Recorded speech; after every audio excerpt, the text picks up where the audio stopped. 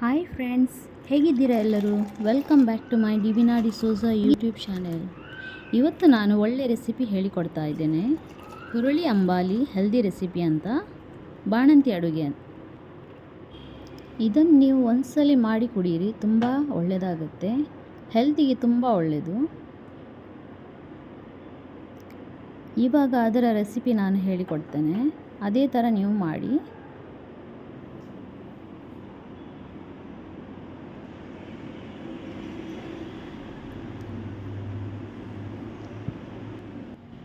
ಇಲ್ಲಿ ನಾನು ಕರಿಮೆಣಸು 1/2 ಟೀ ಸ್ಪೂನ್ ತಗೊಂಡಿದ್ದೇನೆ, ಬೆಲ್ಲ ಅರ್ಧ ಕಪ್ ಹುರುಳಿ ಮತ್ತು 2 ಕಪ್ ಹಾಲು, ಆಮೇಲೆ 1/4 ಟೀ ಸ್ಪೂನ್ ಉಪ್ಪು.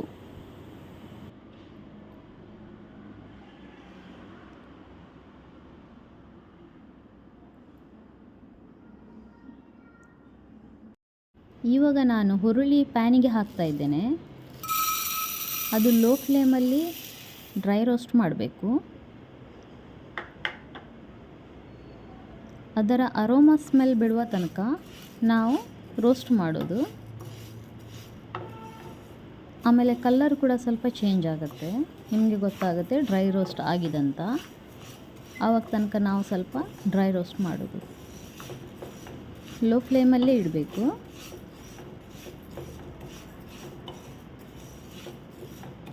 ಈ ಥರ ಇದನ್ನು ನಾವು ಮಿಕ್ಸ್ ಮಾಡ್ತಾ ಇರಬೇಕು.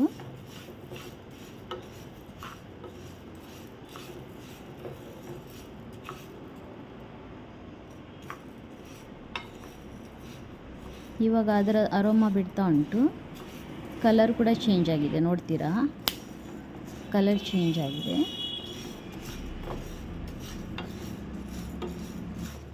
ಇವಾಗ ನಾನು ಮಿಕ್ಸಿ ಜಾರಿಗೆ ಹಾಕಿ ಅದನ್ನು ಗ್ರೈಂಡ್ ಮಾಡ್ತೇನೆ. ಅದರ ಪೌಡರ್ ಮಾಡಬೇಕು, ಒಳ್ಳೆ ಫೈನ್ ಪೌಡರ್ ಮಾಡಬೇಕು.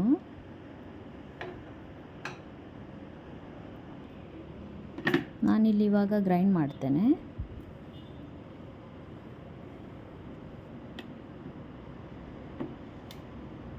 ಫೈನ್ ಪೇಸ್ಟ್ ಆದಷ್ಟು ಒಳ್ಳೆಯದು, ಫೈನ್ ಪೌಡರ್ ಆದಷ್ಟು ಒಳ್ಳೆಯದು.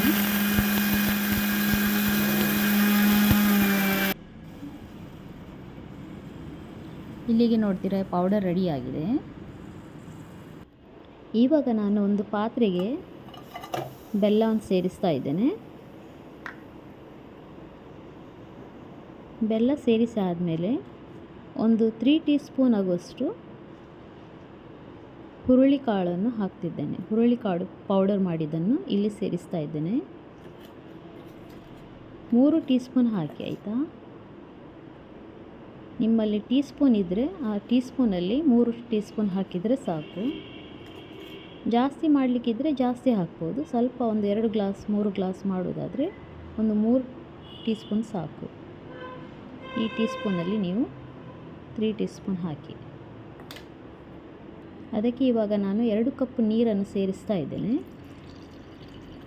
2 ಕಪ್ ನೀರನ್ನು ಹಾಕಿ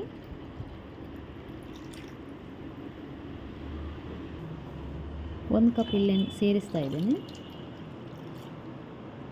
ಇನ್ನೊಂದು ಕಪ್ ನೀರು ತಗೊಂಡು ಅದಕ್ಕೆ ಸೇರಿಸಿ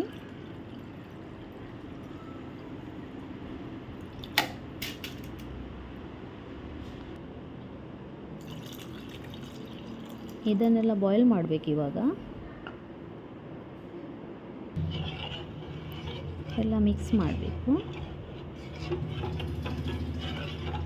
ಇದು ನಮ್ಮ ಅಜ್ಜ ಕಾಲದಲ್ಲಿ ಮಾಡಿದಂಥ ಹೋಮ್ ರೆಮಿಡೀಸ್. ಈಗದ ಜನರೇಷನಲ್ಲಿ ಇದು ಯಾರಿಗೂ ಹೆಚ್ಚಿನ ಅಂಶ ಗೊತ್ತಿಲ್ಲ. ಇದು ಬೆನ್ನು ನೋವು, ಸೊಂಟ ನೋವು, ಕೆಮ್ಮು, ಶೀತಕ್ಕೆಲ್ಲ ಒಳ್ಳೆಯದು. ಹಾಗೂ ಇದು ಪ್ರೋಟೀನ್, ನಿಮ್ಮ ಆರೋಗ್ಯಕ್ಕೆ ತುಂಬ ಒಳ್ಳೆಯದು. ಜಾಸ್ತಿಯಾಗಿ ಇದು ಮಳೆಗಾಲದಲ್ಲಿ ಕುಡಿಲಿಕ್ಕೆ ತುಂಬ ಒಳ್ಳೆಯದು. ಇದನ್ನು ನೀವು ಒಮ್ಮೆ ಟ್ರೈ ಮಾಡಿ ನೋಡಿ, ಹೇಗಾಗುತ್ತಂತ ನೋಡಿ. ಹಾಗೆ ಕಮೆಂಟ್ ಬಾಕ್ಸಲ್ಲಿ ನನಗೆ ತಿಳಿಸಿ. ಇವಾಗ ನೋಡ್ತೀರಾ, ಇಲ್ಲಿ ಒಳ್ಳೆ ಬಾಯ್ಲ್ ಮಾಡಲಿಕ್ಕೆ ಬಿಟ್ಟಿದ್ದೇನೆ ನಾನು. ಅದನ್ನು ಒಳ್ಳೆ ಬಾಯ್ಲ್ ಮಾಡಬೇಕು.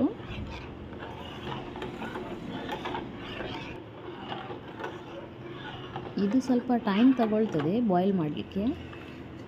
ಆವಾಗ ತನಕ ನಾವು ಅದನ್ನು ಬಾಯ್ಲ್ ಮಾಡ್ತಾ ಇರಬೇಕು. ಇಲ್ಲಿ ನೋಡ್ತೀರಾ ಬಾಯ್ಲ್ ಆಗಿದೆ.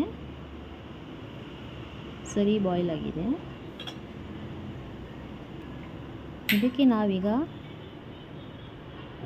ಕರಿಮೆಣಸು ಸೇರಿಸಬೇಕು, ಹಾಲು ಸೇರಿಸಲಿಕ್ಕುಂಟು, ಆಮೇಲೆ ಸ್ವಲ್ಪ ಉಪ್ಪು ಸೇರಿಸಬೇಕು.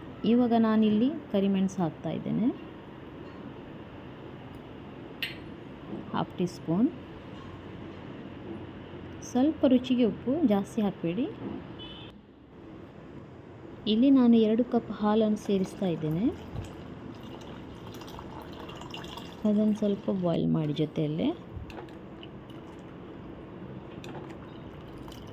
ಇಲ್ಲಿಗೆ ಇವಾಗ ಹುರುಳಿ ಅಂಬಾಲಿ ರೆಡಿಯಾಗಿದೆ.